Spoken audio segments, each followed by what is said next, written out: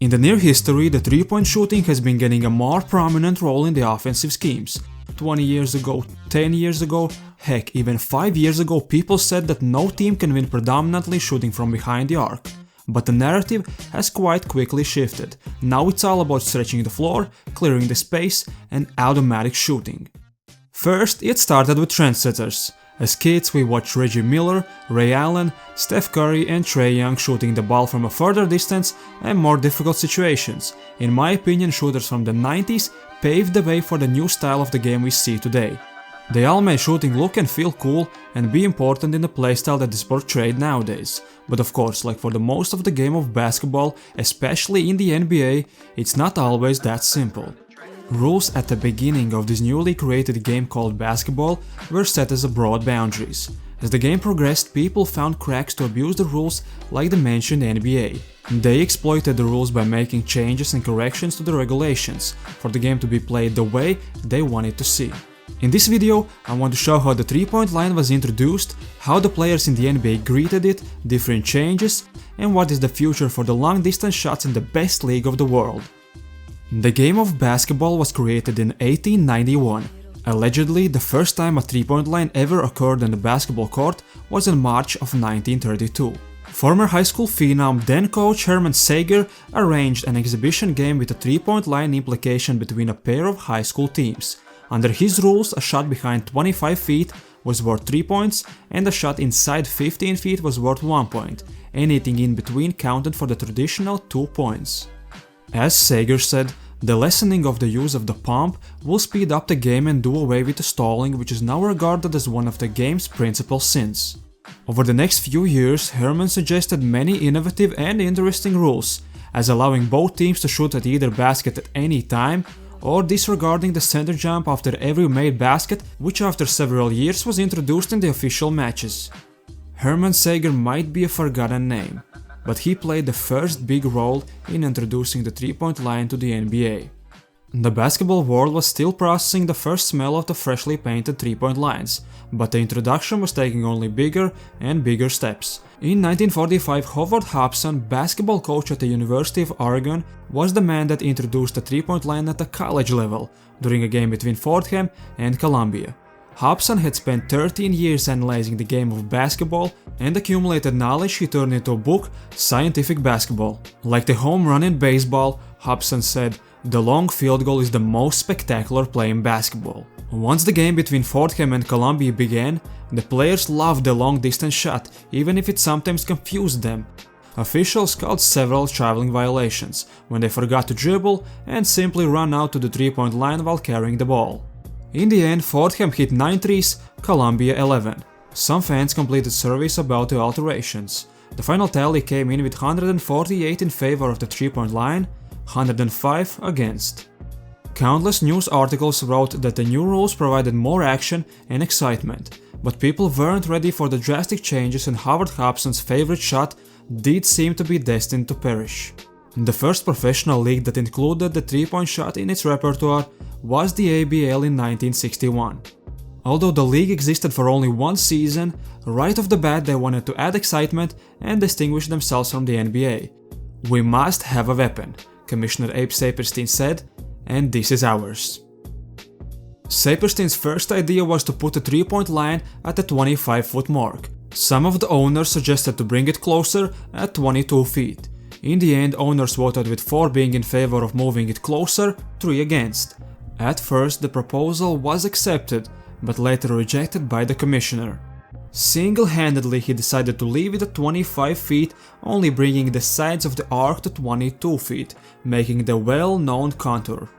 NBA's biggest rival during the 1960s and 70s was the ABA. They introduced the three-point line in its inaugural 1967-1968 season.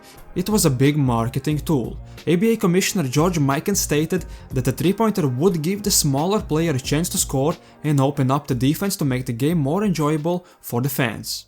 Finally, in 1979, after 33 years since the first NBA game in Toronto, the league introduced the three-point line in its game, first as a one-year trial for the 1979-1980 season. That brought forth a critical change to the game as it initially got pushback from the coaches around the league. It meant a philosophical change to the game. Planning that changed the offensive and defensive schemes to how the shot would be utilized. The players also had to train differently by including practicing taking 3-point shots in their workout regimen and drills. 22 feet in the corners, 23 feet and 9 inches behind the top of the key. The same distance that the players shoot from today, they shot when it was first seen. The first player who took the magical shot was Chris Ford, a teammate of the rookie Larry Bird. In the first season, teams attempted 2.8 3-pointers a game. In today's game, some teams attempt more than 40 a game. 150 out of 287 players attempted at least once during the season. Without a doubt, the best in this department was Brian Taylor with 239 attempts and 90 makes. To compare, last season Kentavious Caldwell-Pope made 92 buckets with the same attempts. Not bad for Brian Taylor, not bad at all. The 3-point field goal will definitely make things interesting, Washington Bullets coach Dick Motta commented. Through the 80s, the 3-point shot still wasn't utilized properly.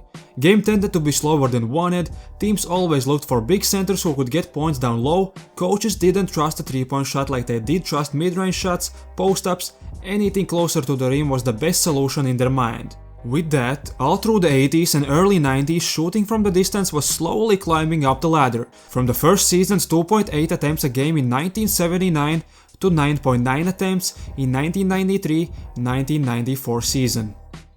Through these times, the very first team that got past the average mark of 10 attempted 3-point shots a game was the Patrick Ewing's 1988-1989 New York Knicks. Yes, who would have thought that Pat Ewing's team could do that? Mark Jackson, Trent Tucker and Johnny Newman all attempted at least 3 long-rangers a game while shooting with the best percentages in the team along with that. The Knicks team launched 400 more shots from the deep than the next best and made 386. Knowing that Stephen Curry made 402 in one season alone, it might not seem that significant of a number, but for those times it was something unseen. To me, that season was nothing more than a big coincidence. Around those years, the Knicks were regularly in the top 10 in attempted 3-pointers, but never in the first place and with that significant amount. Not to forget, Knicks' 3 shooting leaders had amazing shooting strokes that year combined, all of them being in the top 50 in the percentage from the 3. Unexplainable anomaly. What do you think was the reason?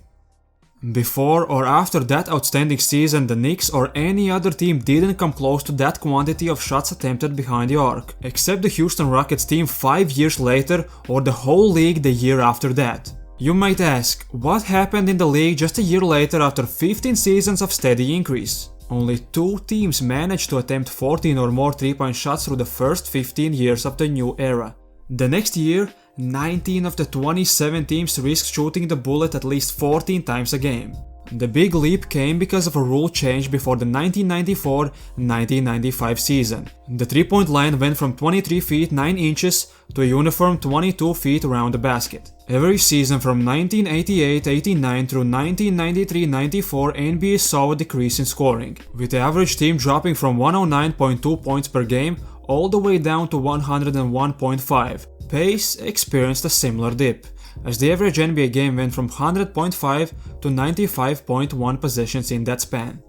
With Michael Jordan retired and more teams emulating Pat Riley's borderline violent New York Knicks, the NBA desperately wanted to change the style of basketball being played.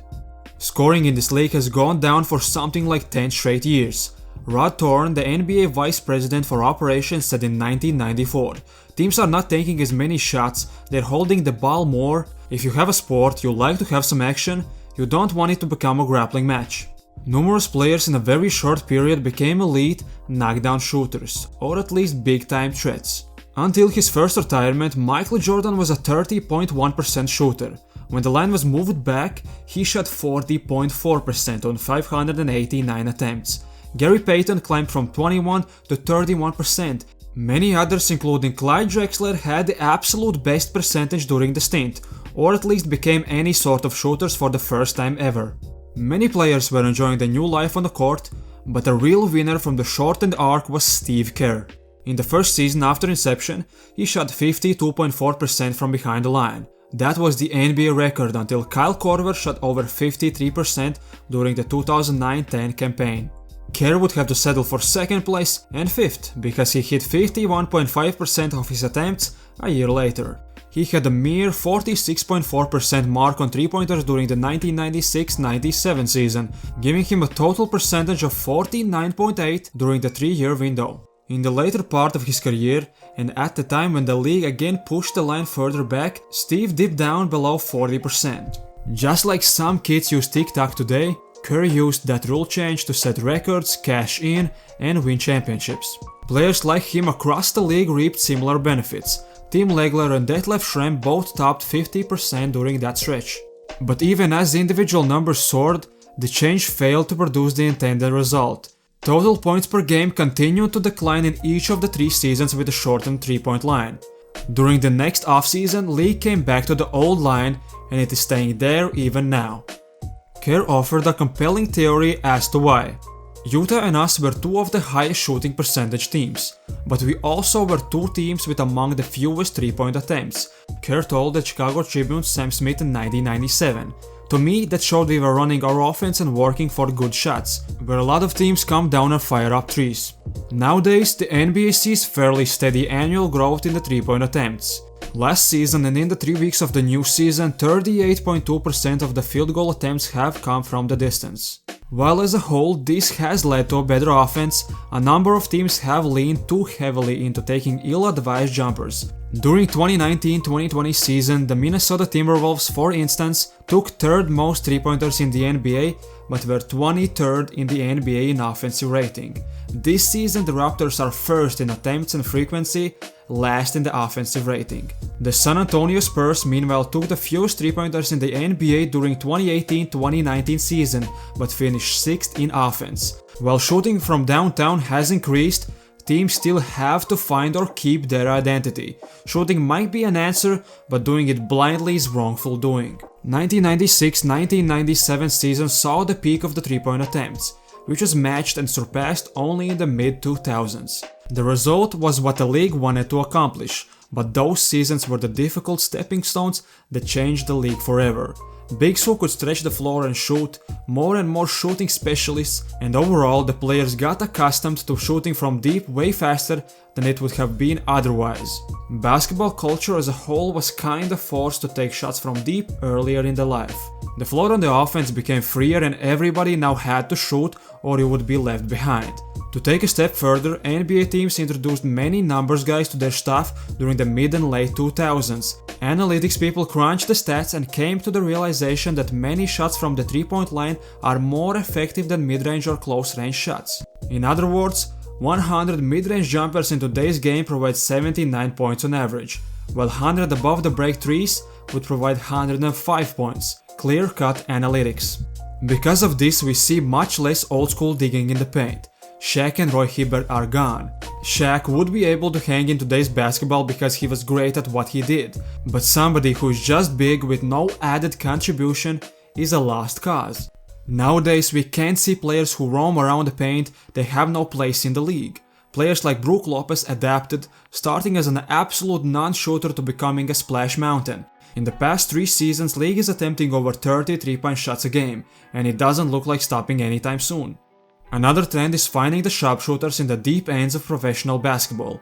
Present day there are shooters everywhere, kids do it, professionals can't live without it. Duncan Robinson came from a D3 college, Davis Bertans is a 2nd round pick from Europe, Seth Curry undrafted. Players who shoot from the clip are sought after, but they can be found everywhere, you just need to look good enough. Today's game looks very different from that of even 10 years ago. As such, the offensive and defensive strategies, actions, plays, zones, presses or lineups that were successful in the past may not work today. Changes in the defensive rules, timing rules, but mostly 2 arcs on the court are the reasons why Steph and Trae are successful today. Too small, too slick 10 years back, just what you want today. Most likely no one knows what's the next big thing in basketball, but for now, looks like the 3-point shot has changed basketball forever. If you enjoyed this type of content, don't forget to subscribe and leave a like. Also, would be very interested to know your thoughts on what the future is holding for basketball.